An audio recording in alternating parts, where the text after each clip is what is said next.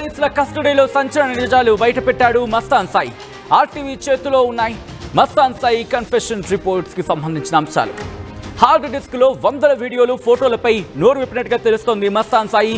Hard disk లో వందల వీడియోలు లేవంటున్నాడు మస్తాన్ సాయి. మస్తాన్ సాయి హార్డ్ డిస్క్ లో మొత్తం 17 ఫోల్డర్స్ ను గుర్తించినట్టుగా తెలుస్తోంది. హార్డ్ డిస్క్ లో మొత్తం 96 వీడియోలు ఉన్నాయట. మొత్తం 6 అమ్మాయిలతో ఎఫ్ఐఆర్ నడిపినట్టుగా తెలుస్తోంది. ఇక వీడియోల్లో భార్య, గర్ల్ ఫ్రెండ్స్తో పాటు మరో 4 అమ్మాయిలకు సంబంధించిన వీడియోలు గుర్తించినట్టుగా, ఇన్ఫాక్ట్ అంశానికి సంబంధించి తన కన్ఫెషన్ రిపోర్ట్లో పేర్కొన్నట్టుగా తెలుస్తోంది.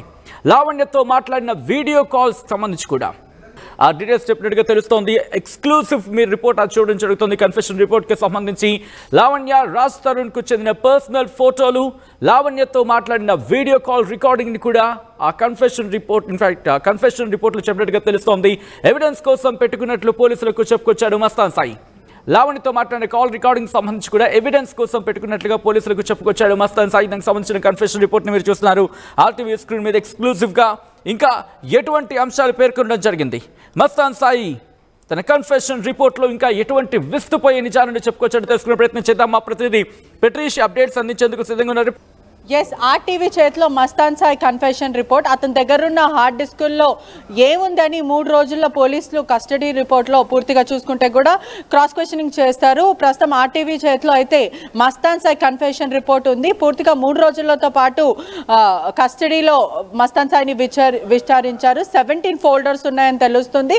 అమ్మాయిలు అంటే డ్రగ్స్ పైన ఎటువంటి అమ్మాయిలకి నువ్వు నిజంగానే లావణ్య ఇచ్చిన కంప్లైంట్ మేరకు, లావణ్య ఇచ్చిన ఫిర్యాదు మేరకు చూసుకుంటే కూడా ఎటువంటి అంటే అమ్మాయిని ఎలా మభ్య పెట్టావంటూ ఇటువంటి క్రాస్ క్వశ్చన్ చేయడం అయితే జరిగింది. ప్రధానంగా చూస్తుంటే కూడా 6 అమ్మాయిల వరకు మాత్రమే ఉన్నారంటూ కన్ఫెషన్ రిపోర్ట్లో అయితే తెలుస్తుంది.